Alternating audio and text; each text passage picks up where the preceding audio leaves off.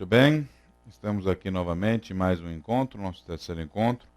Termina hoje para falar de legislação e ética, visando o exame de suficiência contador e do técnico em contabilidade, né? Nós vamos focar um pouco hoje, vamos falar um pouco do arcabouço legal, um pouco da questão de legislação, que envolve a regulamentação da atividade profissional, do próprio Conselho Regional. Fala um pouco também do Tribunal de Ética, o Tribunal Regional de Ética, o Tribunal Superior de Ética. E vamos falar do registro profissional e vamos abordar algumas questões, né? As questões que estão aqui são questões que foram em provas anteriores e vamos refletir um pouco sobre essas questões que foram em exames de suficiência anteriores e ver quais seriam, né, as respostas mais adequadas e porquê dessas questões, né? Então nós temos aqui, vamos ficar primeiro uma hora, depois um intervalo e aí a gente volta de novo, né? Bem, lembrando, né, tudo que nós falamos tem um vínculo e um sentido. Então no primeiro encontro, primeira vez que a gente se encontrou, nós falamos da questão da ética, a importância dela nas organizações, né? Um contador, profissional de contabilidade, ele trabalha numa organização, já falamos que isso vale para qualquer tipo de organização. Depois, no nosso segundo encontro, nós detalhamos item a item, né, do Código de Conduta Ética, né? Então, falamos de ética dentro de uma organização e o código, cada artigo, cada detalhe do código. E hoje nós vamos abordar a questão da legislação. Vamos falar um pouco, com calma, sobre ele, refletir a importância desses temas e lembrando, né? Sempre tem uma lógica, tem um motivo, tem um porquê que as coisas foram escritas desta forma. E é importante, assim, não decorar, né? Não é para decorar o que está no Código de Conduta, Código de Ética Profissional do Contador, decorar o que está no Decreto-Lei. Não. É entender a importância, porque se cada um de vocês entenderem o significado e a importância disso aqui, vocês vão ver que tem uma lógica. E aí, com certeza, vocês vão ir melhor na prova, porque vão entender a lógica. Se decorar, qual é o risco de esquecer na hora? Qual é o risco de ter alguma tensão? Então, vamos entender. Tem um motivo. Como Código de Conduta, a gente passou item a item, tentando entender, tentando mostrar como é importante cada um daquelas questões, né, que estão ali presentes no código. Então, vamos lá, né? Primeiro artigo do Decreto-Lei, já incluindo todas as questões novas da atividade profissional, a última, né, de 12 de junho de 2010. Então, já está incluído aí todas as novas atualizações da legislação, né, criou a questão do contador, regulamentou, né, a profissão. E aí fala, primeiro artigo, criado o Conselho Federal de Contabilidade e os conselhos regionais. Ok, tudo bem, os conselhos, vai dizer um pouco mais sobre ele, a figura. E aí fala o segundo artigo, é importante, porque é comum até ser questionado sobre isso, fiscalização. Referi também sobre esse segundo artigo. Fiscalização do exercício da profissão. Quem é responsável por isso, né? A responsabilidade será exercida pelo Conselho Federal de Contabilidade e pelos conselhos regionais. Então, a fiscalização do exercício da profissão não é da Ordem dos Contadores, não é do Sindicato dos Contadores, não é da Associação dos Contadores, é do Conselho Regional. As entidades, né, de classe podem contribuir, podem auxiliar, mas é prerrogativa do Conselho Regional de Contabilidade e do Conselho Federal. Isso é importante, né? Aí fala sua sede no Distrito Federal, a qual ficam subordinados todos os conselhos regionais. Atribuições do Conselho Federal de Contabilidade. Organizar um regimento interno do seu funcionamento, né? Porque nós temos a regra máxima, temos o decreto-lei, mas é importante ter a regra do dia a dia, do funcionamento, de como funciona, né? Como que se constitui, quais são os detalhes da operação do Conselho Federal. aprovar os regimentos internos pelos conselhos regionais. Ou seja, o Conselho Regional não tem plena e total autonomia, né? Porque quem aprova é o Conselho Federal. Então é importante ter isso em mente. O Conselho Federal de Contabilidade, ele aprova o regimento interno do Conselho Regional. É um conceito importante que tem que ter. Sabendo que existe uma autoridade, existe uma hierarquia, e é importante ter isso em mente, né? Tomar conhecimento de qualquer dúvida dos conselhos regionais e dirimi-las, ou seja, a instância superior é do Conselho Federal. Conceitualmente, quem está no Conselho Federal? Estão as pessoas mais catedráticas de todos os estados, de toda a federação.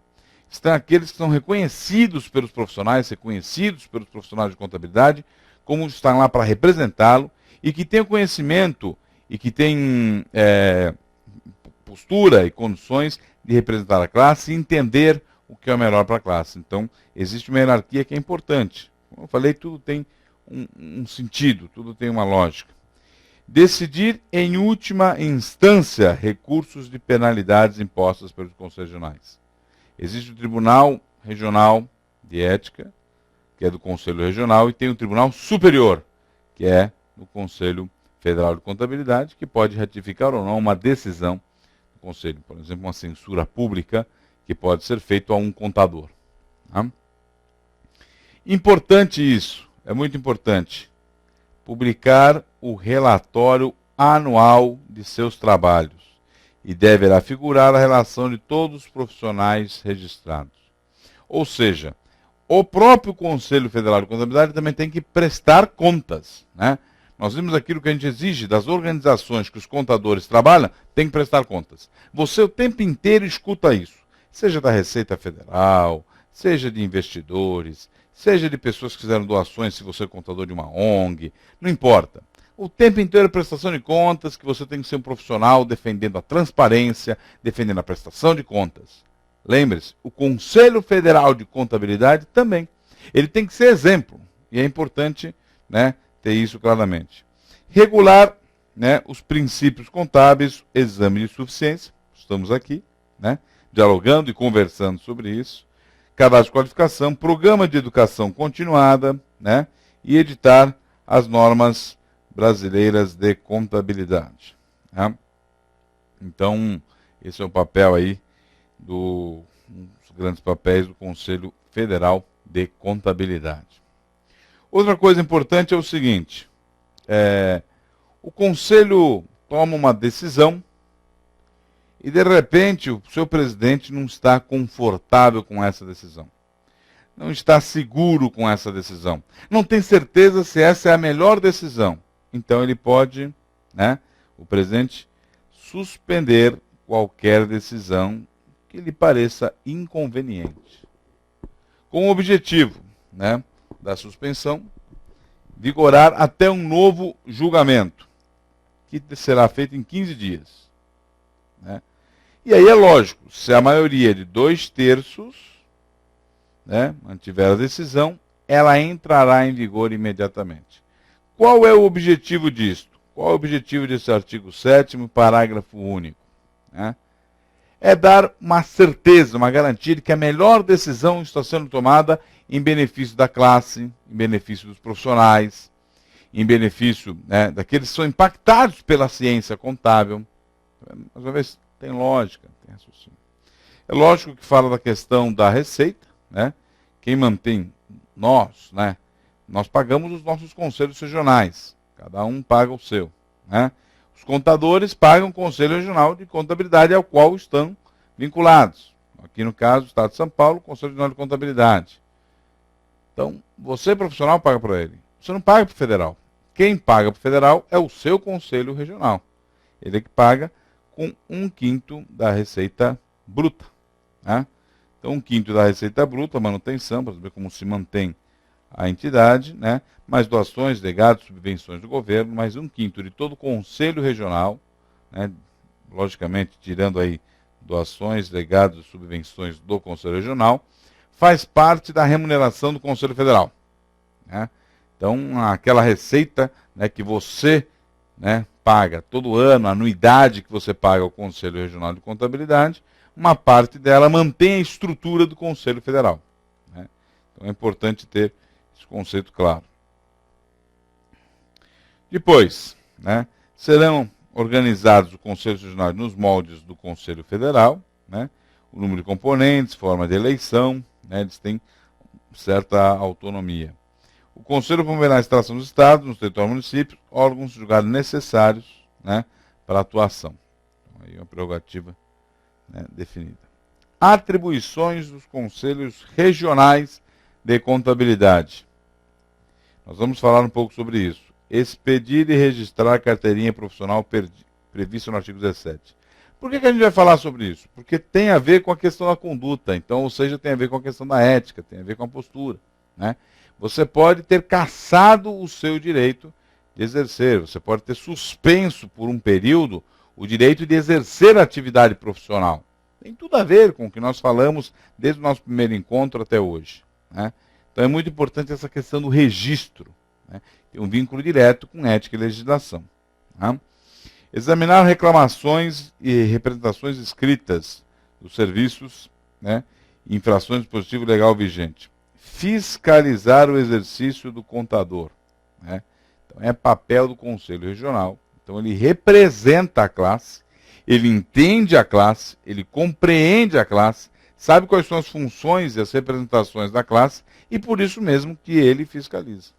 Nada mais, né, relevante do que um profissional que entende os meandros, os detalhes da classe para fiscalizar a própria classe, né? Você vai colocar um juiz de direito, ele não tem todo o conhecimento, né? Então, lógico, lá na OAB, naquele segmento, sem dúvida nenhuma, mas aqui não. Mesma coisa, quem vai saber se teve foi um erro médico ou não? Os próprios médicos, que conhecem, sabem. Então, a importância disso. Alguns podem falar, mas pode ter corporativismo. Isso em qualquer lugar do mundo, não só no Brasil, né? Mas nós temos que acreditar o seguinte, aquele que conhece e sabe o que é certo ou errado no exercício profissional, tem muito mais base, muito mais argumento para coibir a prática dessas, para punir, se necessário, uma prática irregular, uma prática de falta de ética que possa um profissional de contabilidade realizar. Então, por isso que a importância disso, e é papel do Conselho Regional. Depois nós vamos ver que tem as alçadas, né? Não só o regional, como... não. Da mesma forma que eu falei para vocês do Conselho Federal, o Conselho Regional também tem que publicar um relatório anual. E também a relação de todos os profissionais que estão vinculados com o seu. É lógico, os transferidos também vão ser vinculados pela sua, porque estão exercendo a atividade profissional pelo seu Conselho Regional, e não pelo Conselho Regional de origem. Então, você também tem que incluí-los, né? Então ele tem que publicar um relatório, né, que preste contas do que foi, o que aconteceu durante o último ano, né? Elaborar a proposta de regimento interno, submetendo, né, vinculando com a questão anterior. Então, você elabora, mas quem aprova é o Conselho Federal de Contabilidade, né? Então, existe aquela questão de hierarquia, existe, né, a questão de regras entre relacionamentos entre o Conselho Regional e o Conselho Federal. Representar ao Conselho Federal novas medidas necessárias para regulamentar o serviço, fiscalização prevista na linha B. Está aqui, ó. Examinar reclamações, soluções, serviços de infrações do dispositivo legal. Quer dizer, evoluções tecnológicas, evoluções, né, novas formas de enxergar o mundo, né? Não podemos esquecer, lembra que eu falei no primeiro encontro nosso? Nós já contabilizamos escravos, já tivemos semoventes, as coisas mudaram. As coisas mudando. Hoje nós temos ativo intangível, que não existia, ativo biológico. Então, essas mudanças todas são importantes de como lidar, como tratar, e envolve a conduta dos seres humanos da forma de tratar essas questões, né? É lógico admitir a colaboração das unidades de classe nos casos relativos à matéria das alíneas anteriores. Examinar, fiscalizar, está aqui, ó, linha C, fiscalizar. E você pode admitir colaboração. Cuidado com isso, que pode ser uma pegadinha. Colaboração no sindicato, colaboração na associação, né? Mas o dever de fiscalizar é do Conselho Regional. Ele pode ter apoio, pode ter estrutura de outras entidades, mas o dever é do Conselho Regional. É muito importante ter isso em mente. A renda dos conselhos regionais, né? Tem aí 4/5 de taxa de expedição nas carteiras, multas, né? E anuidade prevista, doações, legados e subvenções de governo. Registro da carteira profissional, né? Que é um documento legal, ele substitui, você pode utilizá-lo como seu documento de registro, né? Você pode utilizá-lo em qualquer lugar no território nacional, ele é um documento válido, como o seu RG, Registro Geral, né? Então ele é um documento válido, ele tendo lá um RG, CPF, tá? Ele vale em qualquer lugar do território nacional. O decreto-lei afirma isso, né?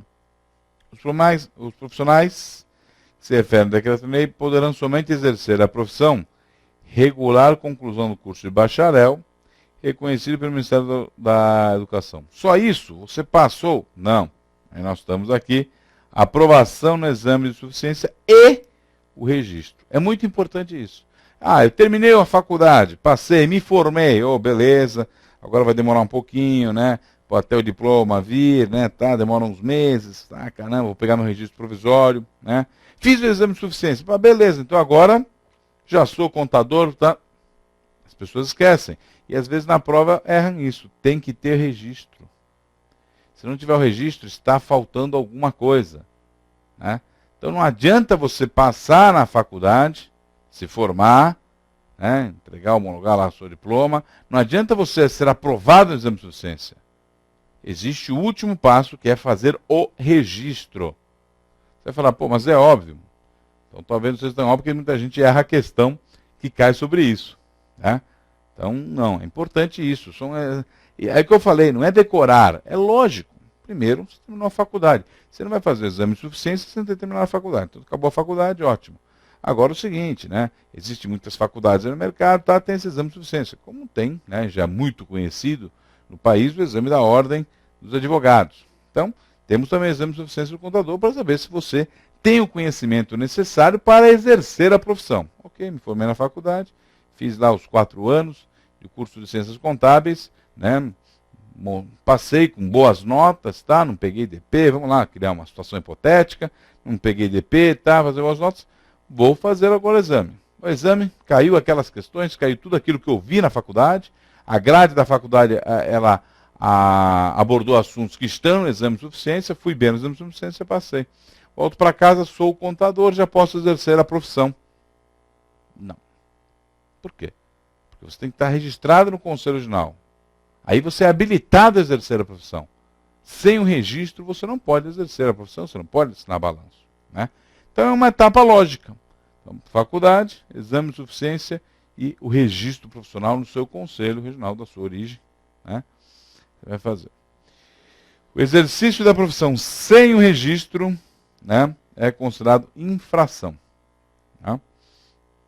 Aí aqui uma questão importante, já deu muitas celeumas, né? Os técnicos em contabilidade já registrados em Conselho Regional de Contabilidade e os que venham a fazê-lo até 1º de junho de 2015 têm assegurado o seu direito ao exercício da profissão. Então, lógico, técnico de contabilidade não pode fazer perícia, né? Não pode fazer auditoria, tá? Tem as suas limitações, por isso que é técnico, não é contador, né? Mas está aqui, está assegurado, está bem claro no texto que está escrito no parágrafo 2º do artigo 12. Né?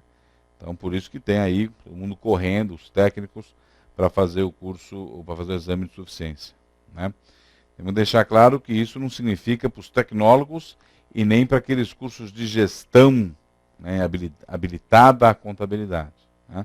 Então, nós temos ciências contábeis, o contador, e temos o técnico em contabilidade. São essas duas questões. Né? Você quer fazer o curso tecnólogo, mas nós vamos ver que não se enquadra. Né? Artigo 13º. Os profissionais punidos por inobservância do artigo anterior, que é o que a gente estava falando, da questão de fazer o registro, passou na prova, fez o exame de suficiência, né? E seu parágrafo único não poderão obter o registro, sem provar o pagamento das multas em que houverem incorrido.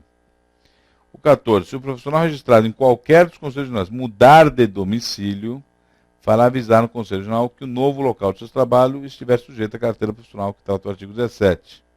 Que nós vamos falar que são os itens que tem que estar presentes na carteirinha. Né? Tem que estar lá nome, tá? Considera-se que a mudança desde que o profissional exerça qualquer das profissões no novo domicílio por maior que 90 dias. Porque você pode estar domiciliado em São Paulo, registrado no Conselho Regional de São Paulo e exercer eventualmente atividades no Rio de Janeiro, em Fortaleza, né? Mas você rotineiramente, né, você fica em São Paulo. Então, aqui é o seu domicílio, aqui é a sua origem é o seu domicílio, então você fica aqui. Agora, se você muda, você tem que fazer a transferência. Né? Se você está lá mais de 90 dias, mudou, né, fechou o escritório aqui, abriu um escritório de contabilidade lá em Fortaleza, vai começar a exercer, você tem que mudar, né, para o seu Conselho Regional de Contabilidade do Ceará. Tá? Os indivíduos, firmas, sociedades, associações, companhias, empresas em geral, suas filiais, que exerçam ou exploram sob qualquer forma serviços técnicos de contabilidade, tiver alguma sessão que tal se destine, somente poderão executar os respectivos serviços depois de provarem perante o Conselho de Contabilidade que os encarregados da parte técnica são exclusivamente profissionais habilitados em registro. Tá? Então, a área de controladoria, a área de contabilidade pode ter vários profissionais, pode ter estatísticos, pode ter, né, administradores, mas tem que ter o responsável técnico pela área, que vai inclusive assinar a documentação, tem que ser um profissional habilitado. Tá? Isso é muito importante. Mesma coisa a substituição desses profissionais. O Conselho Federal organizará anualmente, com as alterações havidas, em ordem alfabética, a relação completa dos registros, né, dos profissionais. E aí vem um registro, as informações, o artigo 17 trata textualmente e bem de forma clara, para não deixar nenhuma dúvida, né, quais são as informações pertinentes no documento oficial do profissional de contabilidade. Né? Então vamos lá. Todo profissional, de acordo com a Decreto-Lei, será entregue uma carteira profissional. Como eu falei, vocês podem utilizar o seu documento de identidade em todo o território nacional. Né? Ah, não posso usar fora do Brasil? Aí eu não vou entrar em questões, eu não sou advogado, né? Mas é logicamente que o passaporte é o documento universalmente aceito. E para você estar fora do Brasil, para ir, por exemplo, para países do Mercosul, é mais fácil a carteira de identidade, né, do que a carteira profissional. Às vezes tem alguns empecilhos. Já conheço pessoas com carteira profissional que tiveram problemas na Argentina, que é vizinho do lado, né, e com o RG não tiveram problema nenhum. Mas, por via das dúvidas, eu costumo dizer, leve o passaporte que não tem problema nenhum. Né? Mas, o que vai na carteira profissional, o nome por extenso, né, sua filiação, o nome do pai, completo, o nome da mãe, sua nacionalidade e naturalidade. Então, no meu caso, por exemplo, no Conselho Regional de Administração, né, está lá natural de Santos, né, e brasileiro. Né, a data do seu nascimento, denominação da escola em que se formou, né, ou declaração da sua categoria de provisionado, que é aqueles antigos ainda, muito antigos, que tinham o direito de exercer a profissão. Isso aconteceu, não é só com os contadores, não é só na área contábil, né? Isso aconteceu com vários. Tem várias pessoas que são arquitetos, mas não fizeram faculdade de arquitetura. Porque a regulamentação da profissão existiu, já existiam profissionais. Então esses tiveram o direito de continuar exercendo a profissão. Né? A data que foi diplomado ou provisionado, indicação do número do registro, né? A natureza do título ou título de sua habilitação, o número do registro, né? Fotografia e, né, o dedão lá, né, da datiloscopia do polegar. E, logicamente, a assinatura comprova, né, que aquele documento é seu, e você vai ter que assinar igual aquele documento. Ainda se você não tiver um cartão de crédito com assinatura, hoje em dia é raro, né, porque a maioria tem chip, mas aí se você for assinar, a dona da loja pode pedir a identidade, você pode dar a carteira profissional, ela vai verificar se é você mesmo, tá? Né? Comigo às vezes passo uns problemas porque eu tinha barba e ainda estou de barba. Eu tenho até que mudar a foto na minha carteira profissional, que é que eu uso como RG, como minha carteira de identidade. Né? Artigo 18. A carteira profissional substituirá o diploma ou título de provisionamento para efeitos legais. Servirá de carteira de identidade e terá fé pública. Aquilo que eu falei para vocês, ela funciona como o seu documento de identidade. Né? E tem fé pública, de qualquer lugar que você for, assinar contrato, tá?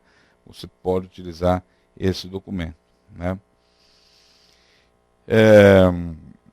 Aqui fala a questão de impostos, artigo 20. Todo aquele que mediante anúncios, placas, cartões comerciais ou outros meios se propuser ao exercício da profissão de contabilista, em qualquer de seus ramos, fica sujeito às penalidades aplicadas ao exercício de cada profissão, se não estiver devidamente registrado. Mais uma vez, né? Passou na faculdade, passou no exame de suficiência, tem que ter o registro. Né? Ah, não, eu passei na faculdade, né? Eu trabalho aqui, tem um amigo meu, pô, eu sei fazer, ele não tem tempo, ele assina, eu faço. Isso pode existir, mas tome cuidado. Para os dois tem que tomar cuidado, se forem pegos com isso. Né? Eu sei que existe gente que faz isso, né? Mas não é correto. E para pensar, logicamente não é correto mesmo. Porque você vai assinar algo que outro fez, só que você está dizendo para todo mundo que foi você que fez. Né? O risco é grande envolvido nisso. E é por isso que quando é pego essa situação, tem que sofrer penalidades graves. Né? Porque o risco não é baixo. Né? Parágrafo único, para fins de fiscalização, obrigados a declarar em todo e qualquer trabalho os elementos previstos nesse artigo, sua categoria profissional de contador, bem como o número do seu registro profissional. Né? Nós vamos ver também que existe uma prerrogativa clara do seguinte: o contador ele tem que ter capacidade técnica para exercer um trabalho. E se não tiver, ele deve declinar. É aconselhável que decline. Porque se for mostrar que ele tinha capacidade técnica, estude, vai aprender. Você pode não ter a prática, mas você tem a capacidade do conhecimento teórico. Né? Porque sempre você vai executar o seu trabalho uma vez na vida. Né? Tem um amigo meu que é perito. Um dia na vida ele fez a sua primeira perícia, mas ele estudou muito, leu muito, escreve sobre isso hoje, né? Mas teve um dia na vida que fez a sua primeira perícia contábil. Então, né?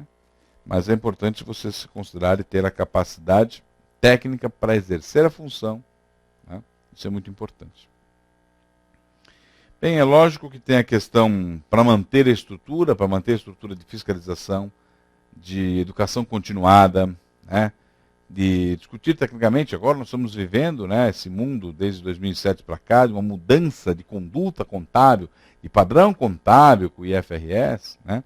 Tanto que o IFRS fez até postergar a questão do rodízio dos auditores, e agora o rodízio, né, no ano passado não precisa ser 5 anos, pode ser 10 anos, desde que a empresa tenha constituído o comitê de auditoria. Né? Então como é interessante essa questão de uma grande mudança que vem, uma revolução, que o Brasil, no meu entender, está sendo bem. Muita gente critica que os relatórios, as notas explicativas ficaram muito grandes, né? Mas é um processo de aprendizado, um processo, né, que vai ao longo do tempo, e acho que o Brasil está sendo muito bem nisso. Então, a anuidade, para se manter, logicamente, tem efetuado até 31 de março de cada ano, principalmente no ano do exercício da carteira profissional. Né? A anuidade pós 31 de março terá multa. Né? E aqui fala da anuidade, pessoa física R$ 380, lembrando que pode ser corrigido pelo IPCA, né? Antes que alguém... Opa, né? E para pessoa jurídica R$ 950. Né? Então, mais uma vez lembrando que já existe a prerrogativa da lei. Aqui é o valor da largada, né? E existe aqui a questão legal de poder majorar o valor. As empresas, qualquer organizações, lembra que a gente falou sempre isso, né? Que o contador não é só um profissional que trabalha em empresa, ele pode trabalhar na área pública, né? Na área governamental, pode trabalhar em associação de classe, pode trabalhar no terceiro setor, né? Que explorem ramo dos serviços contábeis é obrigado ao pagamento da anuidade ao Conselho. Né? E aí fala que é paga até 31 de março, mais uma vez. Né? O profissional de organização contábil que executarem seus serviços em mais de um estado são obrigados a comunicar previamente ao Conselho Regional, no qual são registrados os lugares de execução dos serviços. Né? O pessoal usa muito o termo origem, né? O Conselho Regional de Contabilidade dá origem. Da origem é aquele que é o primeiro, quando você se formou, né? Você passou no exame de suficiência, você se registrou, esse é considerado o Conselho Regional da origem. Né? E aí depois você pode ou não ser transferido, depende da realidade do negócio onde você opera, onde a empresa que você trabalha opera. Né? Somente poderão ser admitidos execução de serviços públicos, de contabilidade, né, por contrato particular, pessoas que têm a quitação nas suas anuidades. Né? Então, se não tiver a quitação da anuidade, não poderá executar. né, o seu trabalho. São considerados trabalhos técnicos de contabilidade. Essa é outra coisa importante, né? Praticamente uma coisa exclusiva do contador, do profissional de contabilidade, né? Organização e execução dos serviços de contabilidade em geral, né? Isso é uma questão importante, que visa todo e qualquer detalhe importante e relevante na área contábil, né? Escrituração dos livros de contabilidade obrigatório, todo necessário para a organização contábil, balanço e demonstrações. E esse terceiro, é importante a gente refletir sobre o terceiro, né, porque o terceiro praticamente somente contadores diplomados, né? Eu acho que não tem muita gente que nasceu antes de 32, ainda deve existir, lógico, pessoas que nasceram antes de 32, mas já com uma idade um pouco avançada, né? Devem ser poucas as pessoas. Mas esse terceiro item, a linha C, é importante vocês terem isso em mente, né? Que essa linha C aqui, né? Essa linha C aqui, tá? Ela é exclusiva de contadores, tá? Privativa de contadores diplomados. Vocês vão ver, é no artigo 26. Então, perícia judicial ou extrajudicial, revisão de balanços de contas geral, revisão, né, trabalho do auditor, verificação, revisão permanente ou periódica de escrita, regulações judiciais e extrajudiciais, de avarias como assistência aos conselhos fiscais das sociedades anônimas, em qualquer outras atribuições de natureza técnica conferida por lei ao profissional de contabilidade. Essa, a linha C, né, é prerrogativa de contador diplomado. Ou seja, né, esse tipo de trabalho não pode ser realizado por técnico em contabilidade. Então é importante isso, porque pode cair na prova isso, né? E aí cuidado para não ter a pegadinha.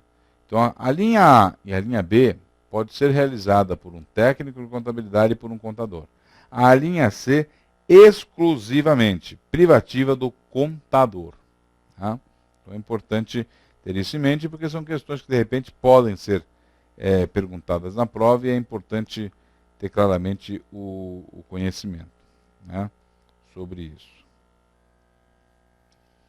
Penalidades, né? Penalidades aplicadas à infração do exercício.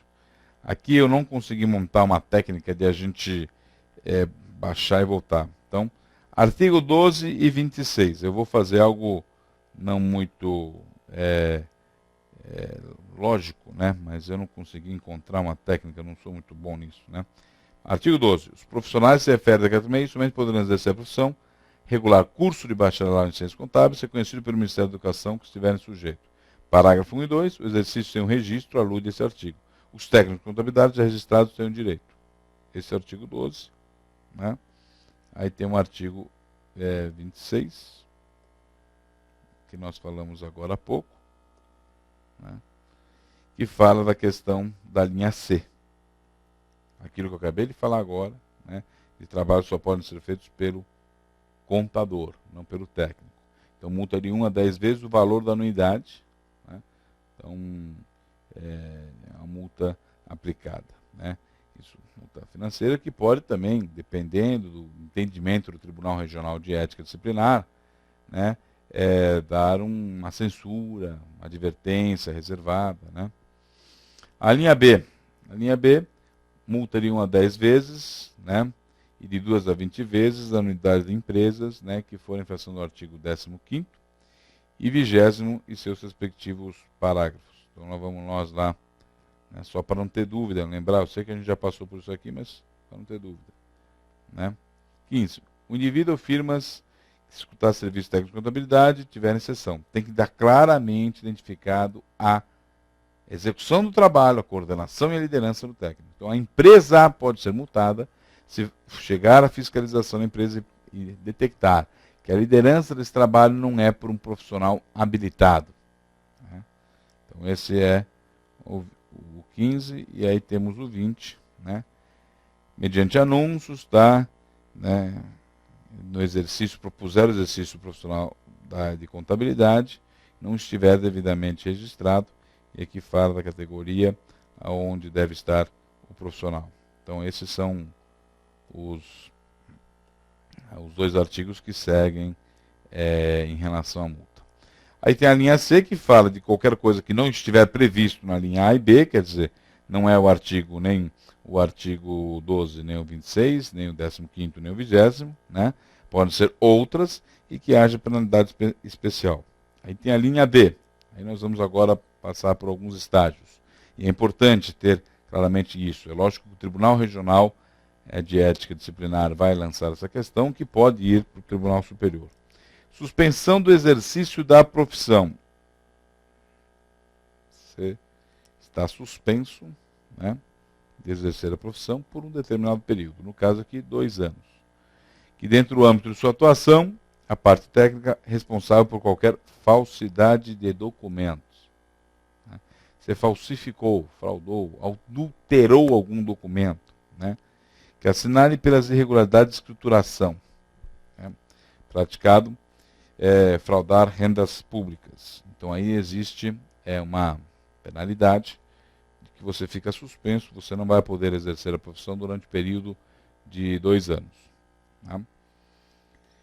Tem também suspensão pelo prazo de 6 meses a 1 ano, que comprovou o quê? Incapacidade técnica. Você assumiu uma função para fazer algo que você não tinha a capacidade para fazer. Então você não poderia ter assumido esse compromisso. Isso foi detectado e aí você pode, né, ser penalizado com 6 meses a 1 ano, suspenso o exercício da profissão. Né? Deixando bem claro, mas o interesse é a ampla defesa, lógico, ao profissional de contabilidade. Né? Aí a linha F, mais grave de todas, porque você vai ter que fazer outra coisa na sua vida. Vai ser músico, vai ser, né, jogador de futebol, vai ser qualquer outra coisa, fazer outra faculdade. Né? Cassação do exercício profissional. Ou seja, acabou. Você não pode exercer mais essa profissão. Né? É lógico que isso é muito grave, mas também a falha foi muito grave. Com certeza, para que o Tribunal Regional de Ética chegasse a essa conclusão, você como profissional cometeu, né, ou profissional cometeu algo muito grave para que tenha essa determinação. Tá? Incapacidade técnica, natureza grave, crime contra a ordem econômica e tributária, né, produção de falsa prova, né, de qualquer requisitos profissionais, apropriação indevida de valores de clientes confiados à sua guarda. Esse é importante, porque existem vários casos. Apropriação indevida de valores de clientes confiados à sua guarda. Né? Você é contratado, o cliente está lá, empresário, pequeno empresário, por exemplo, quando tem um escritório de contabilidade terceirizado, né? Tranquilo que está tudo pago, tá? Ele tem as guias, tem a autenticação lá, né? E de repente baixa um fiscal, não está nada pago. O contador tinha dívidas de qualquer natureza, com o pessoal, e utilizou recursos dos clientes para sanar as suas dívidas e, né, falsificou até a autenticação em documentos dos clientes. Já saiu até na imprensa isso. Né? Esse profissional, com certeza, isso é muito grave. E por isso que um profissional de contabilidade pego fazendo esse tipo de atitude, ele tem que ser suspenso, ele tem que ser, cassado. E não pode mais exercer a profissão. A palavra cassado, né, está muito em voga, o que está acontecendo no atual momento no Senado Federal, né?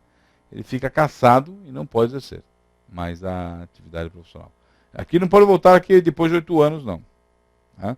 Então, não teria uma suspensão. Não, é cassado. Né? E aqui deixa bem claro, desde que homologado por 2/3 do Tribunal Superior de Ética. Ou seja, o Tribunal Regional de Ética chegou à conclusão de que você tem que ser cassado. O que você fez denigre muito a imagem do contador, a imagem do profissional contábil. Então você não merece mais ser um profissional, porque você manchou a categoria, manchou a classe, prejudicou a credibilidade da profissão contábil. Né?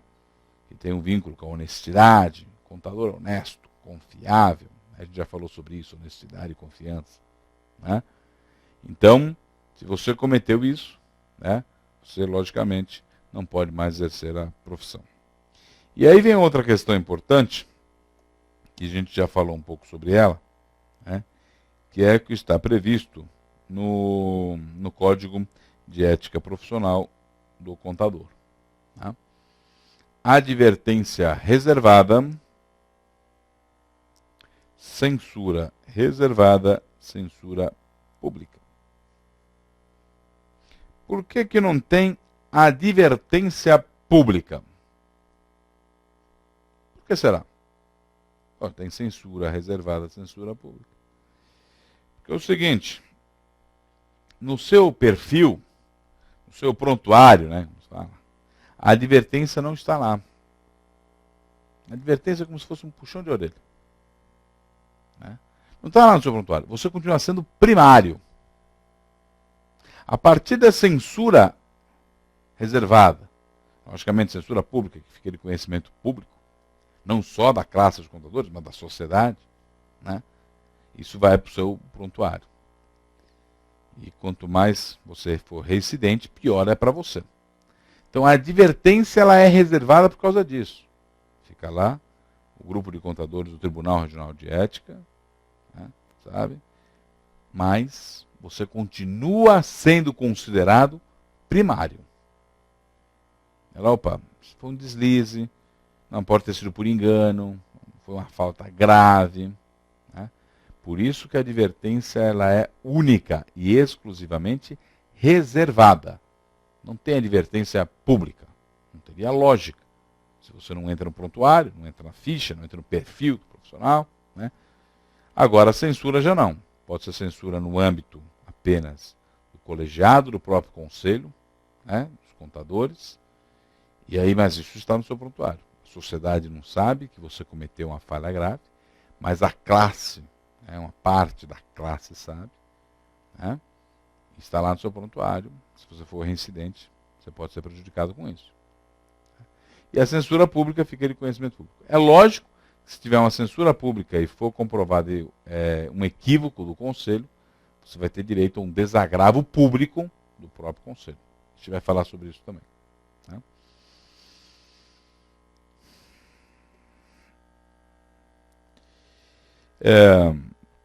Exercendo ilegalmente a profissão, né? Os profissionais que desempenharem qualquer das funções específicas na linha C, do artigo 25, sem possuir devidamente legalizado o título a que se refere ao artigo 26.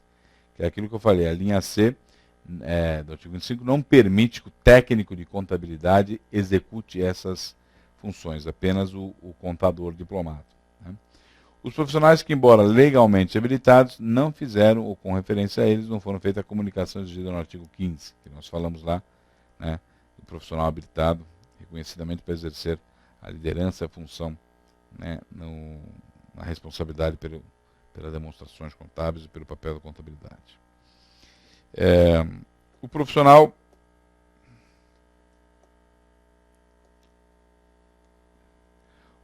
suspenso, pode ser por 6 meses, 1 ano, 2 anos, né, fica obrigado a depositar a carteirinha profissional no conselho.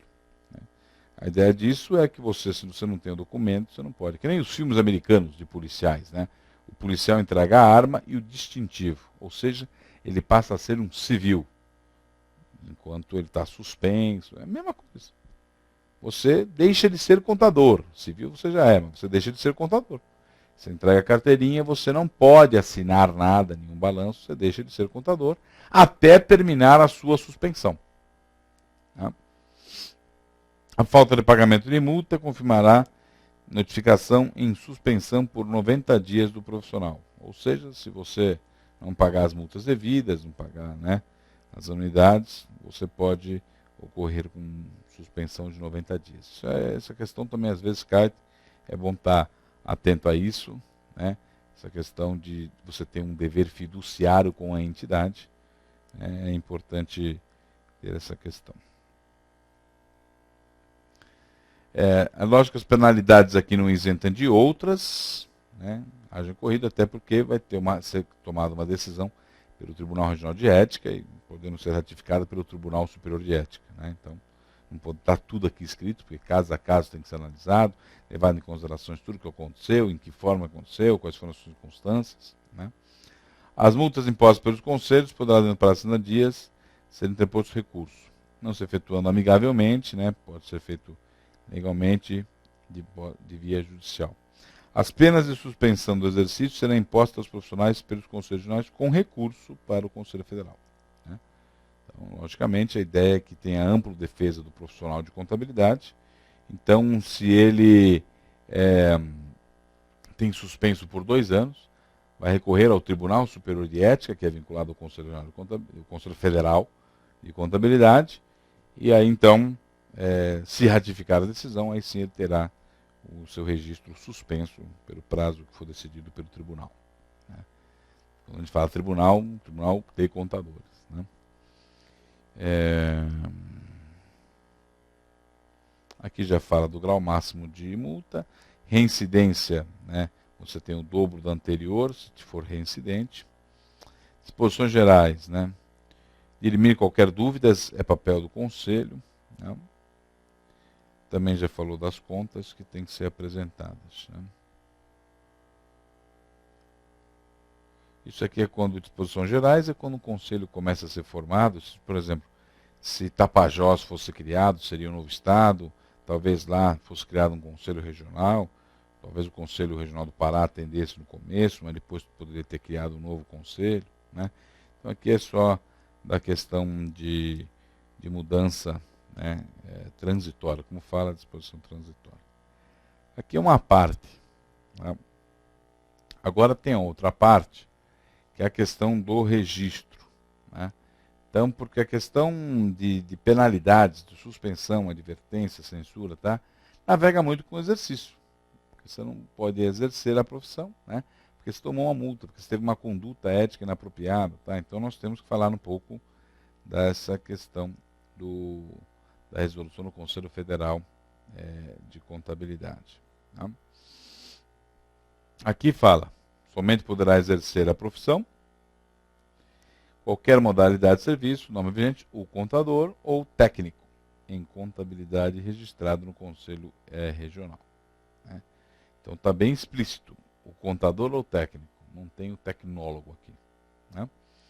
Integra na profissão contábil os profissionais habilitados como contadores e técnicos em contabilidade, de acordo com a legislação em vigor.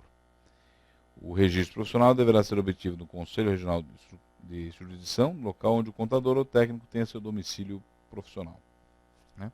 É o local, o que é um domicílio profissional? É o local onde o contador exerce a sua profissão, né?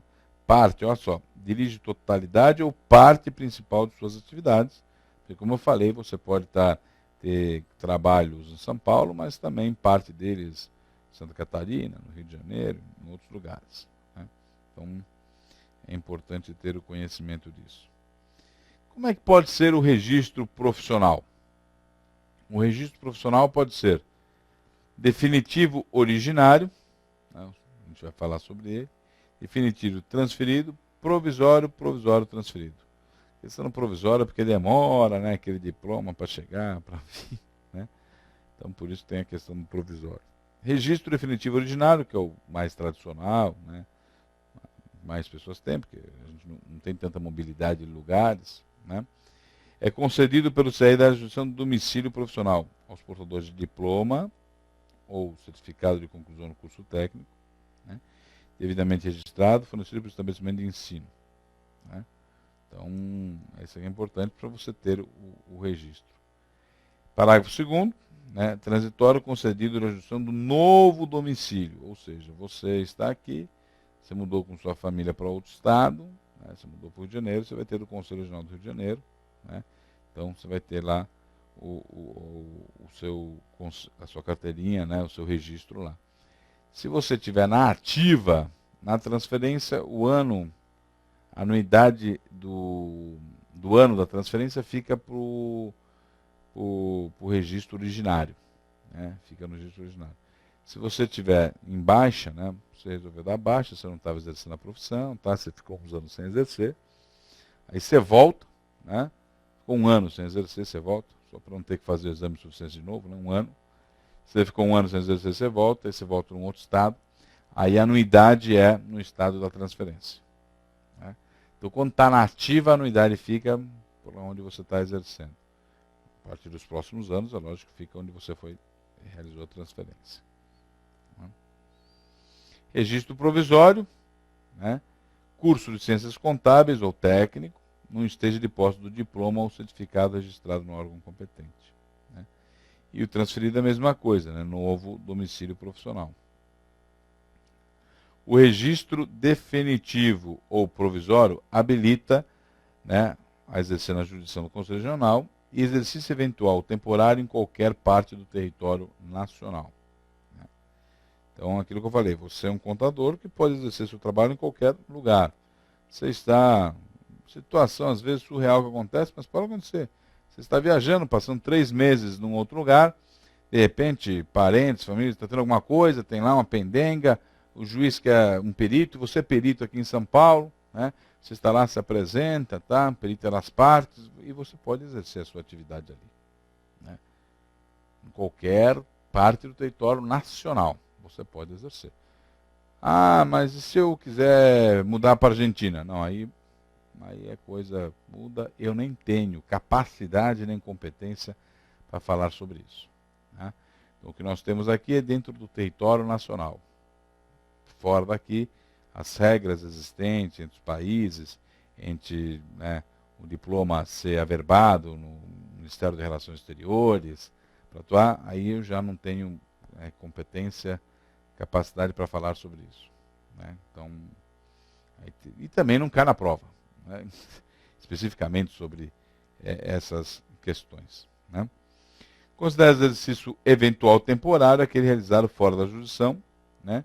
Que não implica alteração do domicílio profissional. Você não alterou seu domicílio, você está lá eventualmente. O eventual pode ser viagens curtas ou viagens longas, né? Mas seu domicílio profissional, onde você trabalha habitualmente profissionalmente, na cidade.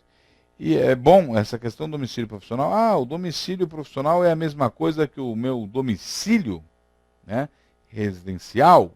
Não necessariamente. Eu conheço profissionais que residem em São Paulo, mas trabalham no Rio de Janeiro. A família está aqui, né, ele fica aqui o final de semana, ele 2 vezes ele vem, né, no final da tarde e volta no dia seguinte de manhã. Ele já chegou ao cúmulo de ir todo dia de manhã e voltar no final da tarde. Eu digo o cúmulo porque é muito cansativo, né? Mas, pelo amor de Deus, quem faz isso, eu imagino que para a saúde é difícil. Mas ele chegou aí, voltar. Hoje ele fica final de tarde 2 dias, ele vem ainda no final de semana. Então, o domicílio residencial dele é São Paulo. Mas o domicílio profissional dele é o Rio de Janeiro. Então é importante essa diferença e ter claro, porque não é a mesma coisa. Né? Se alguém perguntar, não, né, se cair alguma questão relacionada a isso, é diferente. A numeração no registro definitivo provisório tem uma sequência pela letra O ou letra P. Até porque o seu registro provisório ele deve virar, depois com o passar do tempo, definitivo originário. Né? Então aí você vai sair da letra P para a letra O no seu registro, mantendo o mesmo número. Né? Só mudando a questão da letra. O número de registro definitivo original provisório sai da letra T. Né? E aí é lógico, acrescido lá do Estado, né? Já jurisdição do CRC se destina, né?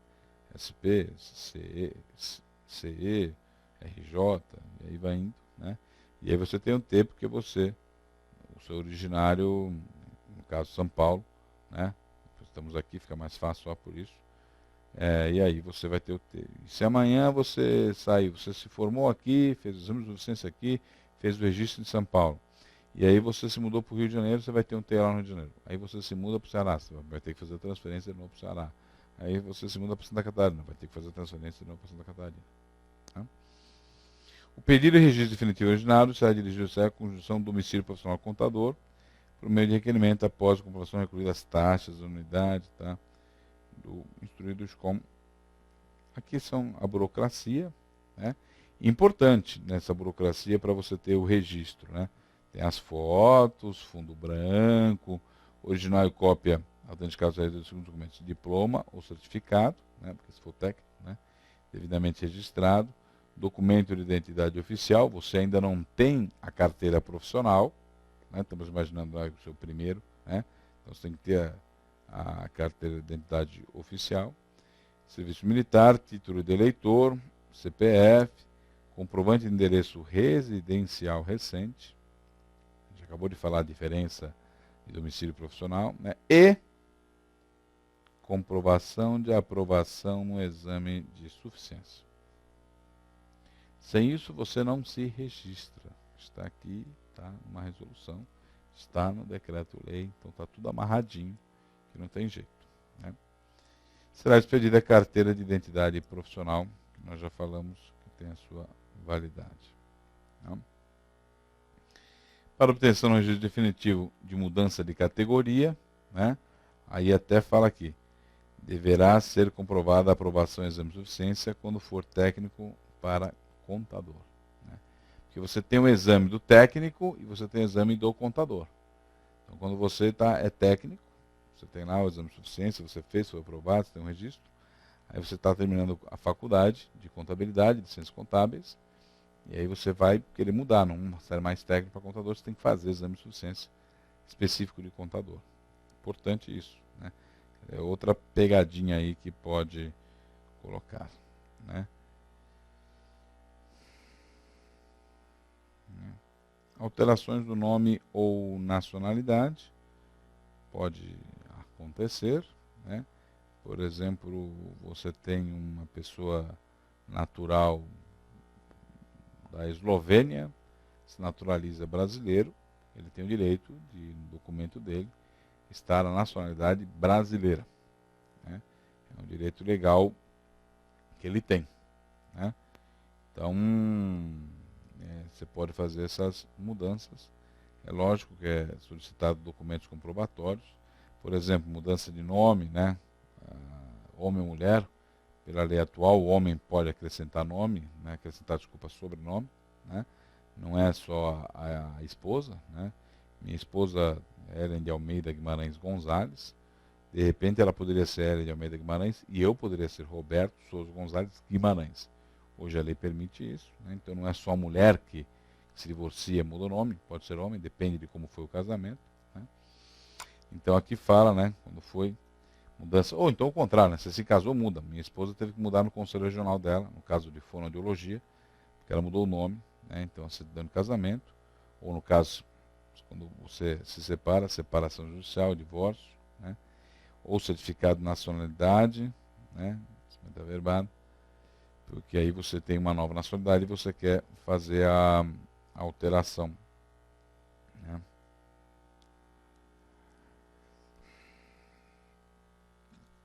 Aí, logicamente, para você poder exercer atividade profissional, né, em outra jurisdição, tem que ser um comunicado prévio ao Conselho Regional de Destino, né, de forma eletrônica, né, por intermédio do site do CRC de origem, né. Então, os dois conselhos regionais têm que estar cientes de que você está exercendo, né, uma atividade profissional em outra jurisdição. Então, tanto o conselho regional da sua origem tem que estar ciente disso, tem que ser conhecedor disso, né, como o que você vai. Por quê?